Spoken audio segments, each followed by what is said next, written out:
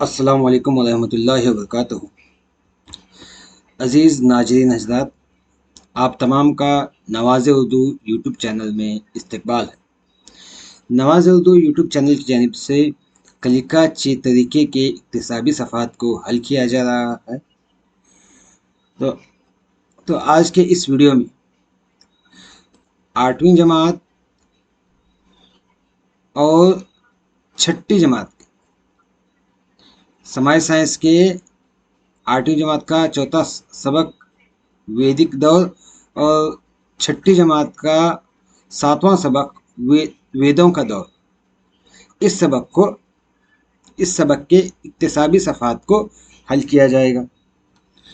तो ये दोनों सब असबाक में सेम मवाद है, इसलिए इन दोनों को एक साथ हल किया जाएगा। तो सबसे पहले मैं यहाँ पर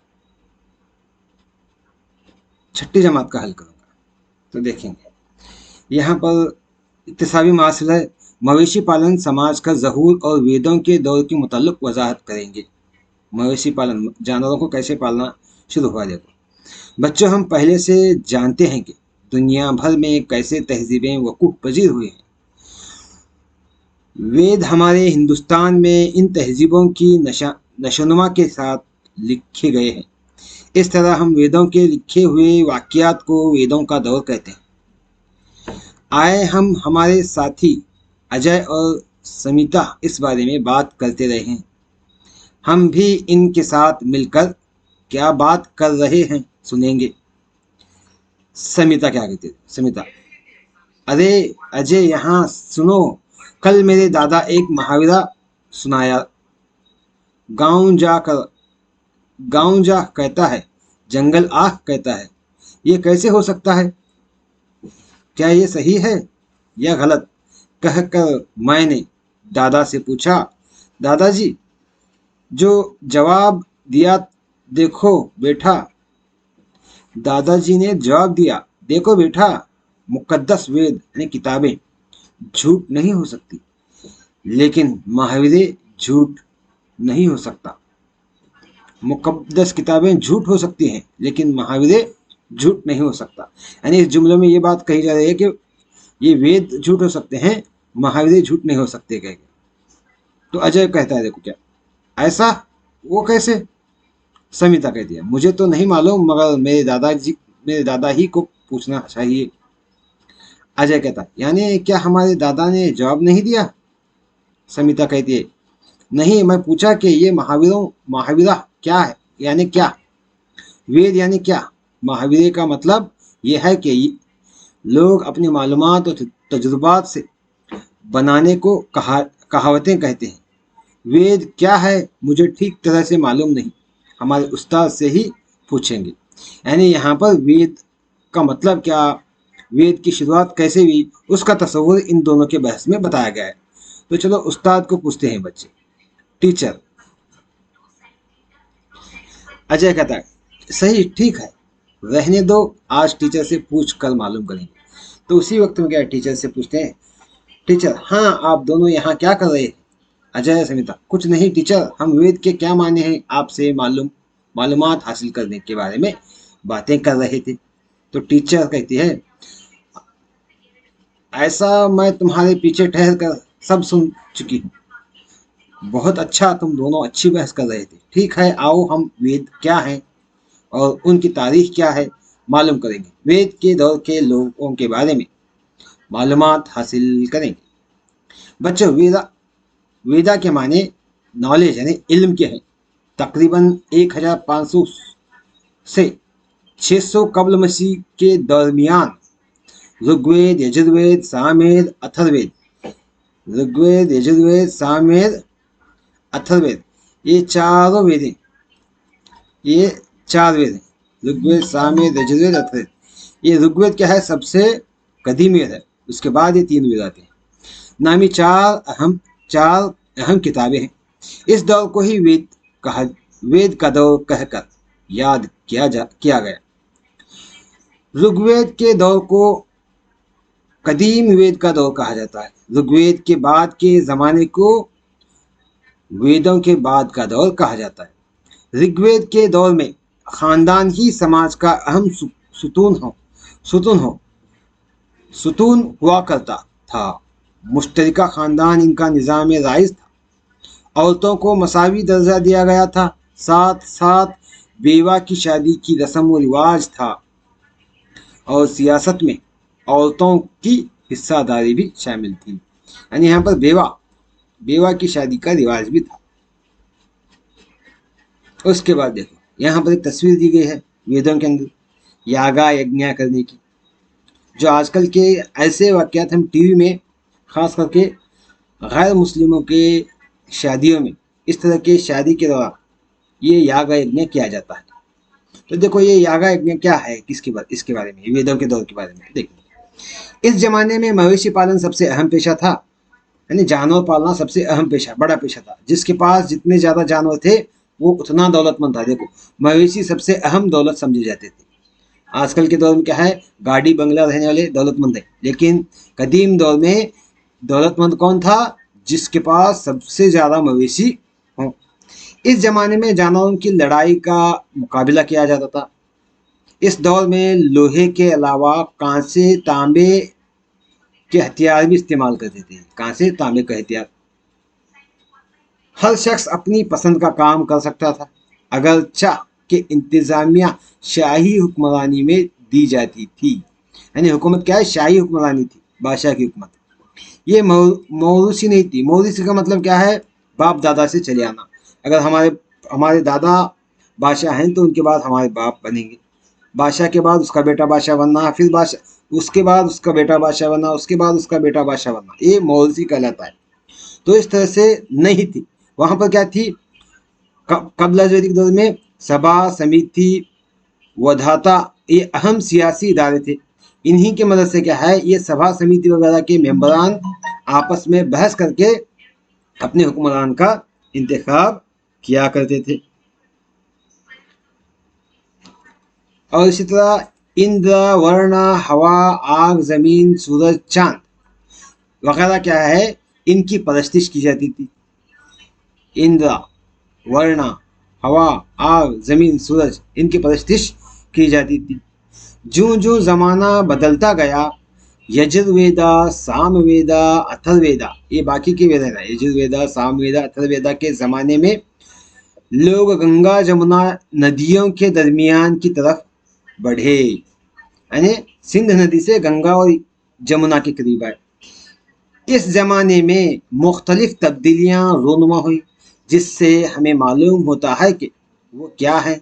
यानी इंतज़ामिया में बादशाह मजबूत हुआ। यहाँ पर सभा और समिति दो कमिटियाँ थे, इसकी अहमियत कम हो गई। और क्या है, मौरूसी बादशाहत के रिवाज को अव्वलीन तरजीह दी गई। यानी बाप के बाद बेटा, उसके बाद उसका बेटा, उसके बाद उसका बेटा, ये रिवाज यहाँ पर आया। लेकिन यहाँ पर देखो मौरूसी नहीं थी। कब? कबल वैदिक दौर में, ऋग्वेद के दौर में। बाद वैदिक दौर में क्या है, ये तब्दीलियाँ पेश आई। माशरे में वर्णाश्रम का रिवाज था, वर्णाश्रम।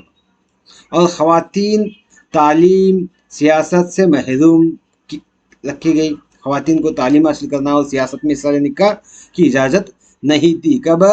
ये वर्णाश्रम में, यानी माबाद वैदिक दौर में। सती की रस्म, बचपन की शादी, एक से ज़्यादा अजदवा से शादी का चलन आम था। सती की रस्म, आपको पता है सती की रस्म क्या है? सती सहगमन पद्धति कन्नड़ा में कहा जाता है। यानी पति के चिता में सती को जलाना, ये सती की रस्म थी। वो उस वक्त राइज था माबाद वैदिक दौर में। और बचपन की शादी, कम समय में ही क्या है, बच्चों की ब्याह किया जाता था, शादी की जाती थी। और एक से ज़्यादा शादियाँ भी किया जाती थी। और यज्ञ की रस्म में बहुत इजाफा होता गया। यानी याग यज्ञ करने के लिए। इसके साथ ही साथ यज्ञ में दूध, घी और अनाज का इस्तेमाल बढ़ गया। यानी उस वक्त गरीबों को खाने की चीज़ें, दूध, घी, अनाज, इसको आग में डालकर क्या है, वो अपना यागा यज्ञ रस्म किया करते थे।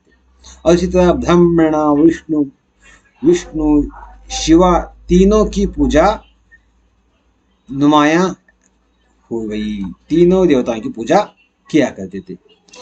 जैसा कि ऊपर जिक्र किया गया है कि लोग अपनी जिंदगी वेदों में बताए गए उसूलों के मुताबिक गुजारते थे। ये वेद उस वक्त के लोगों की समाजी, सियासी, माशी, तालीमी और मजहबी जिंदगी को समझने में मदद करते हैं। ठीक है, मैं तुम लोगों को वेदों के बारे में तो समझा चुके हैं, तो आप क्या है इसके मुताल्लिक चंद इक्तिसाबी सफ़ात कौन से हैं देखो। इक्तिसाबी सफ़ा 17, सरगर्मी 1, वेदों के बाद और कबल अज वेद। वेदों के बाद यानी बाद अज वेद और कबल अज वेद, इन दोनों के दरमियान फ़र्क क्या है देखना है। देखो यहाँ पर पहला फ़र्क, तो यहाँ पर इनका फ़र्क क्या है देखेंगे। कबल अज वैदिक दौर, कबल अज वैदिक ज़माना, देखो ऋग्वेद का दौर, यानी यहाँ पर समाज क्या थी, समाज में औरतों का कोई मुकाम नहीं था कबल अज वैदिक दौर में। माफ कीजिएगा, बाद अज वैदिक दौर कबल अज, ये उल्टा हुआ है। एक मिनट एक मिनट, यहाँ पर देखिए इनके दरमियान फर्क क्या है। तो यहाँ पर कबल अज वैदिक ज़माना, समाज में औरतों का बुलंद मुकाम था। बचपन की शादी और सती की रस्म का रिवाज नहीं था। राजा बुजुर्गों से सलाह मशवरे से फैसले सुनाता था। 4 आश्रमों का निज़ाम नहीं था, और दीगर बहुत सारे यहाँ पर इनके खुशियात लिख सकते हैं। और फ़र्क, समाज में औरतों का कोई मुकाम नहीं था। बचपन की शादी और सती की रस्म का रिवाज था। राजा का फैसला ही आखिरी फैसला था। 4 आश्रमों का निज़ाम था। हाँ, और उसी तरह क्या है यहाँ पर, उसी तरह यहाँ पर हुकूमत मौरूसी नहीं थी। यहाँ पर हुकूमत क्या है, मौरूसी थी, विरासत से चलती थी। हाँ, और इसमें बाद अज वैदिक दौर में औरतों को तालीम हासिल करने का और सियासत में हिस्सा लेने का मौका नहीं था, और यहाँ पर औरतों को तालीम हासिल करने का और सियासत में हिस्सा लेने का भी मौका था। इस तरह से क्या है, हम इन दोनों के दरमियान फर्क लिख सकते हैं। उसके बाद अज वैदिक दौर के सरगर्मी 2, बाद अज वैदिक दौर के दौरान ग़िज़ा की किल्लत का क्या सबब है बताएं। तो ग़िज़ा की किल्लत क्यों पेश है, ग़िज़ा खाने की ग़िज़ा। देखो बाद अज वैदिक दौर में ग़िज़ा की किल्लत का सबब यह है कि उस वक्त मजहबी रसूमात के लिए, यानी यागा यज्ञ करने के लिए गाय की कुर्बानी के साथ साथ, गाय की कुर्बानी के साथ, यहाँ पर साथ क्या है, कुछ मिस्टेक हो गया है, एक मिनट, साथ गाय की कुर्बानी के साथ, गाय के कुर्बानी के साथ साथ, गाय के कुर्बानी के साथ साथ यागा यज्ञों में, यानी आग में दूध, घी और यागा यज्ञ करने के लिए क्या है, दूध, घी, अनाज, ये तीनों भी डाला जाता है जो खाने की अहम चीजें हैं। और दूध और घी मिलने जानवरों से मिलती, और अनाज उगाने के लिए खेतों में उस वक्त अहम जानवर क्या है, गाय थी। तो इस वजह से क्या है, गाय को ज़ुबा करने की वजह से वहाँ पर खेती बाड़ी करने में क्या है, मुश्किल होने लगा, और अनाज को जलाने की वजह से क्या है, गरीबों को अनाज न मिलने लगा, अनाज की क्या होने लगी, किल्लत, ग़िज़ा की किल्लत हुई। तो ये इसकी अहम वजह हो सकती है। उसके बाद सरगर्मी 3, मंदिर बयानात के आगे सही गलत या गलत के निशान लगाए। यहाँ चंद बयान दिए गए हैं, इनको पढ़कर ये सही हैं या गलत, इनके निशानदेही करना है। तो पहला बयान क्या है, देखो, वैदिक दौर में मवेशियों की बहुत अहमियत थी। बेशक अहमियत थी, यानी गाय को ही दौलत समझा जाता था, मवेशियों को ही दौलत समझा जाता था। दूसरा जुमला, बाद अज वेदों के ज़माने में औरतों का दर्जा बेहतर था। बाद अज में, कहाँ बाद अज कहा जा रहा है, बाद अज में क्या है, यहाँ देखो, यहाँ फर्क में लिखिए, में क्या लिखी, औरतों का कोई मुकाम नहीं था। बाद अज में, यहाँ पर क्या है, बेहतर कह रहा है, ये जुमला क्या है, गलत है। उसके बाद अगला देखो, ऋग्वेद के दौर में खवातीन को जो मुकाम दिया गया वो मौजूदा माशरे के लिए मिसाली था। ऋग्वेद पहले वेद में, यानी यहाँ पर क्या है, औरतों को बुलंद मुकाम था, वो सियासत में और तालीम हासिल करने में हिस्सा ले सकते थे, ये जुमला सही है। उसके बाद वैदिक दौर में रामायण और महाभारत की नज़में तख्लीक हुई। रामायण महाभारत क्या है, बाद वैदिक दौर में ही तख्लीक हुई। इसका क्या है हवाला, हमें छठी जमात की समाज साइंस की छठी जमात की पार्ट 1 में वैदिक दौर का जो सबक है उसमें मिलता है। उसके बाद सरगर्मी 4, मंदिर जजील में वेदों के दौर की कुछ तस्वीरें हैं, इनके नाम लिखो, रंग भरो। इनके नाम लिखकर क्या इसमें रंग भरना है, रंग भरना है। तो चलो नाम क्या क्या है देखिए। ये जो तस्वीर है सूर्य देवता की है, सूरज देवता। हाँ, और ये तस्वीर है इंद्र देवता। इंद्र मतलब हजार आंख वाला इंद्र, ये इंद्र देवता की है ये तस्वीर। और ये सूरज देवता की है तस्वीर। और उसके बाद ये आग देवता की तस्वीर है। और ये है हवा का देवता। कौन सा, हवा का देवता।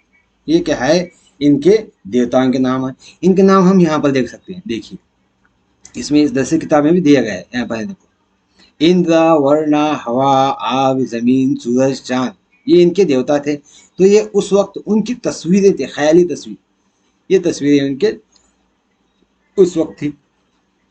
और उसके बाद क्या है, 5वीं सरगर्मी में यहाँ वैदिक दौर में ऋग्वेद की तालीम की एक फर्जी तस्वीर है, इसमें रंग भरें और इसके बारे में लिखें कि आप मदरसे के निज़ाम के बारे में क्या सोचते हैं। देखिए ऋग्वेद, यहाँ पर गुरु बैठे हैं और ये तमाम तुलबा हैं, उनके सामने तालीम हासिल कर रहे हैं। तो इस तरह से ऋग्वेद का दौर था।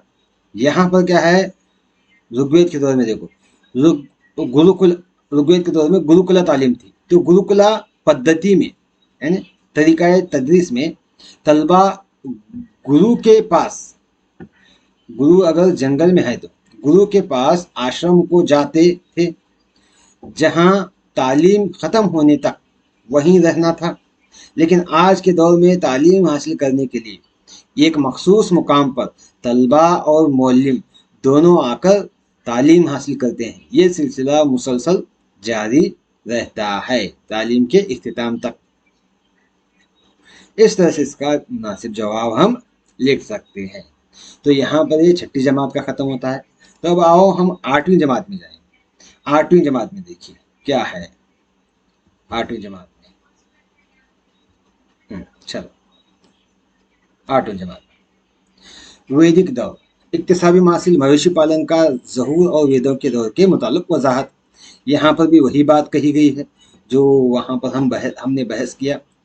हाँ देखिए, यहाँ पर यज्ञ करने के लिए दूध, घी, अनाज वगैरह का इस्तेमाल किया जाता है। तीनों ब्रह्मा, विष्णु, शिवा की पूजा की जाती थी। वही अल्फाज यहाँ पर दोहराए गए हैं। यहाँ पर फ़र्क यहाँ भी सेम है। बाद अज़ वैदिक दौर, कब्ल अज़ वैदिक दौर, कब्ल अज़ पहले का, बाद अज़ बाद का। यहाँ पर भी देखो थोड़ा मिस्टेक हो गया है।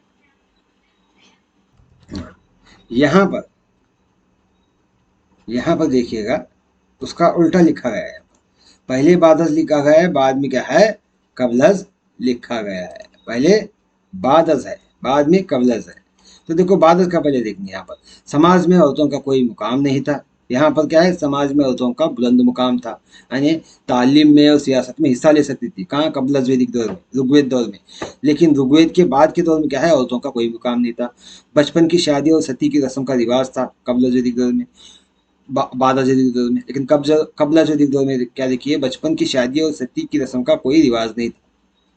और यहाँ पर क्या है, राजा बुजुर्गों से सलाह मशवरे और फैसले, बुजुर्गों के मशवरे से फैसला सुनाता था। और 4 आश्रमों का निज़ाम नहीं था। यहाँ पर 4 आश्रम हुआ करते थे और राजा का फैसला ही आखिरी फैसला था। यहाँ पर राजा का फैसला ही आखिरी फैसला था। यहाँ पर भी वही पर है, देखो वेदों के दौर में मवेशियों की अहमियत थी, राइट। बाद वैदिक ज़माने में ख़वातीन की हैसियत बेहतर थी, ये जुमला गलत है। बाद वैदिक दौर में उन्हें तालीम हासिल करने और सियासत में हिस्सा लेने का मौका नहीं था। ऋग्वेद दौर में ख़वातीन को जो दर्जा दिया गया वो मौजूदा माशरे के लिए मिसाली है। बेशक ऋग्वेद दौर यानी कबल वैदिक दौर में औरतों को तालीम और सियासत में हिस्सा लेने की मुकम्मल आज़ादी थी। और चौथा नुक्ता, जानवरों को यज्ञों में कुर्बानी किया जाता था, ये तो सही है, बाद वैदिक दौर में किया जाता था। रामायण और महाभारत महाकाव्य पोस्ट वैदिक दौर में, पोस्ट मतलब बाद वैदिक दौर में लिखे गए, ये भी सही है। बाद अज वैदिक दौर में, पोस्ट मतलब बाद अज, हाँ ये अंग्रेजी पोस्ट लफ्ज है, पोस्ट वैदिक दौर। तो उसके बाद आगे देखो सरगर्मी 3, यहाँ पर भी सेम है। मौलम क्या है, यहाँ पर पढ़ा रहा है, ये तमाम तलबा तालीम हासिल कर रहे हैं। ये है गुरुकुला पद्धति, गुरुकुला तालीमी निज़ाम है, तो इसके बारे में पहले बता चुका हूँ मैं। तो यहाँ पर क्या है, ये 8वीं जमात का भी ख़त्म होता है। ये रहा वैदिक दौर के मुताबिक।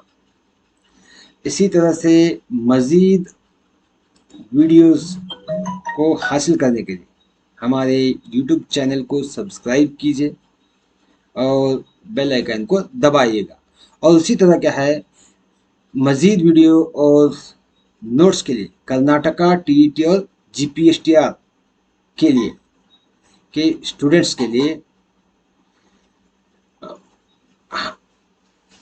हमने फेसबुक ग्रुप और टेलीग्राम ग्रुप बनाया है, तो उसमें ज्वाइन हो जाएगा। इसके लिंक डिस्क्रिप्शन बॉक्स में दिए गए हैं। अल्लाह हाफिज़, दुआ में याद रखिएगा।